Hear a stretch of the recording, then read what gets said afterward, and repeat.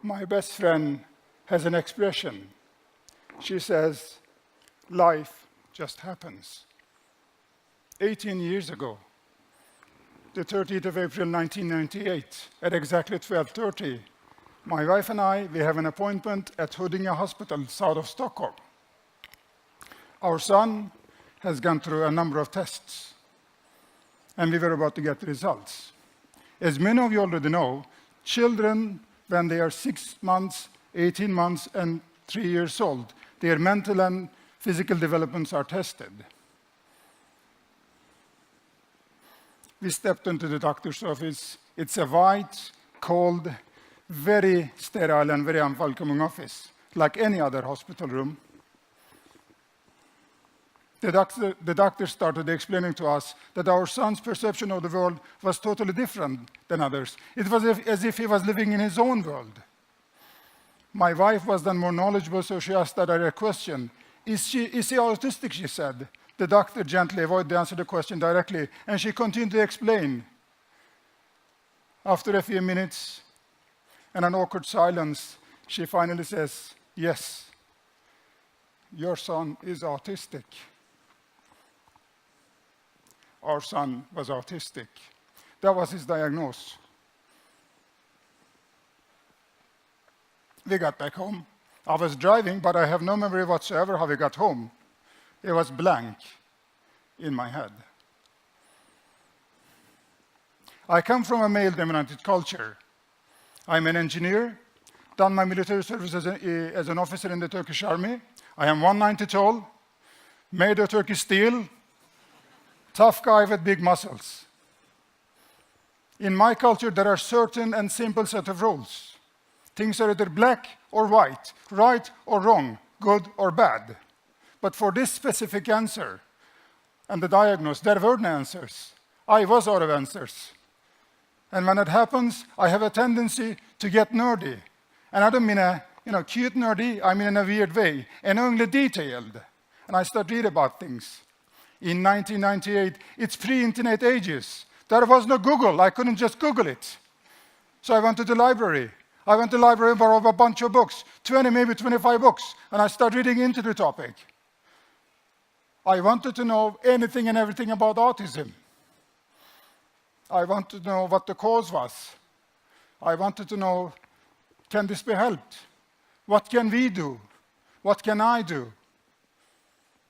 In one of the books I read, it said something like, children with autism have a behavior that they repeat. And then when they repeat that behavior, they feel comfort and secure. Children with autism have a behavior that they repeat. And when they repeat that behavior, they feel comfort and secure. So we decided, me and my wife, to start observing our son. And very soon we found out that behavior. Our son enjoyed sitting on the kitchen floor and spinning a coin. So I joined him. He is on my side. I just sat beside him. There is no contact. He spins his coin, and I spin my coin. Every day, for at least 2 hours after dinner. A week had passed, 2 weeks, 3 weeks, 1 month, 2 months. The shimmering lights of the sunset was turning our kitchen into a disco ball.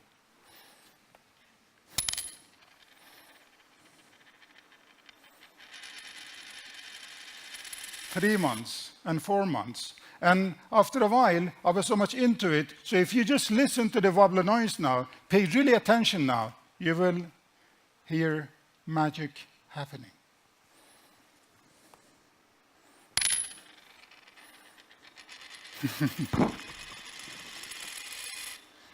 Isn't it beautiful? 4 months and 5 months.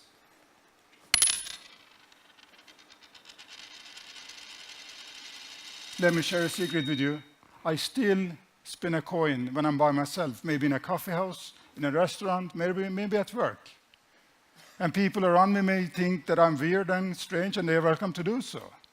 That's when I find comfort, feel secure, and close to my son. After 5 months and 2 weeks, as I was spinning my coin, I realized that my son stops spinning his and moves around. He sits right across me.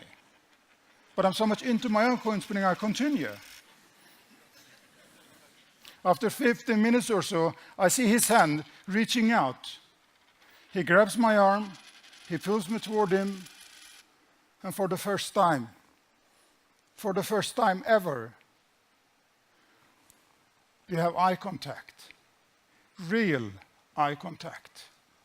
For the first time ever, I get to see into his beautiful eyes, into his beautiful world. What a beautiful world that was, and a very beautiful world that is. I understood then that if you want to create a real human connection, a real human relation, you want to do things on his terms. Appreciate what he appreciates, understand what he understands. When you can feel the joy, the pain, what they feel, only then you can create the strongest relationships ever. Whether if it's with your son, your daughter, your brother, your sister, your neighbor, your friend, your colleague, or your customer. Only then you can create the strongest relationships ever.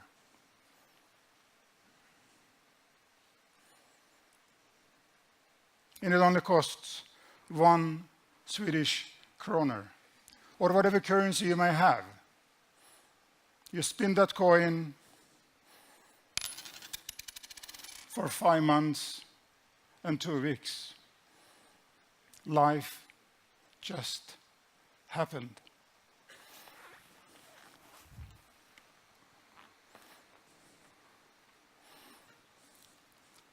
There is massive research about mental health conditions in the world, and the latest research indicates that children born with autism increase rapidly and continue to do so. Is that good or is that bad? The fact that numbers are increasing so rapidly, is that a threat or an opportunity? As an entrepreneur, I know that diversity, when well managed with inclusive leadership, means competitive edge and profitability.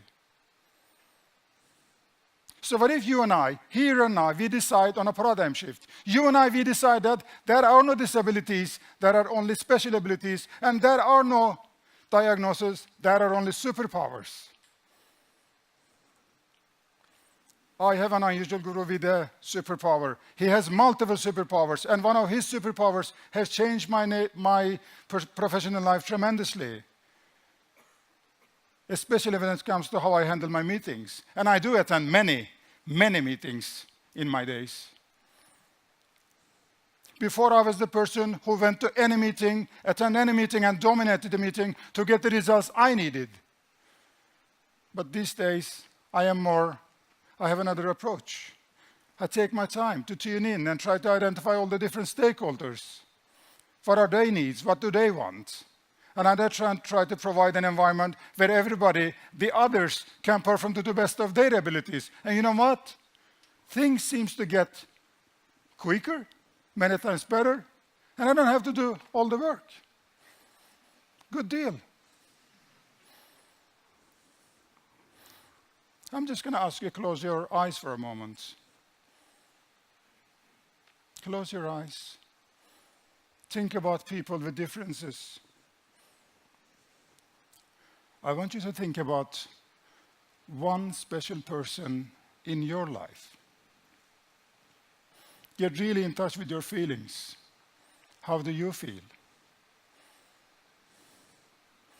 People with diversity are all around us.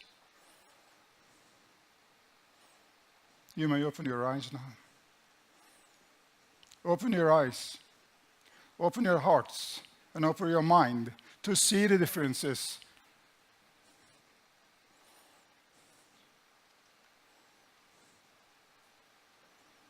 Look around. People with special abilities and superpowers are closer to you than you think, maybe sitting right next to you.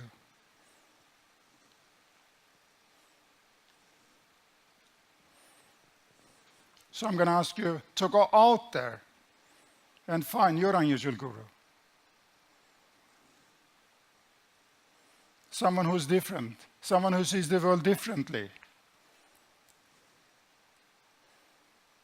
I promise you, your life will take a turn for the better. I promise you, your life will never be the same.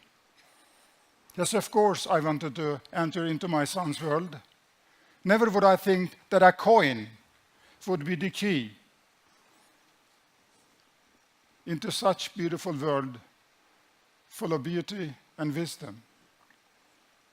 My guru's wisdom and guidance has formed me and transformed to the person in front of you, doing one of the most frightening things I can think of. I am who I am thanks to my guru. I do what I do thanks to my guru, my son, Håkan.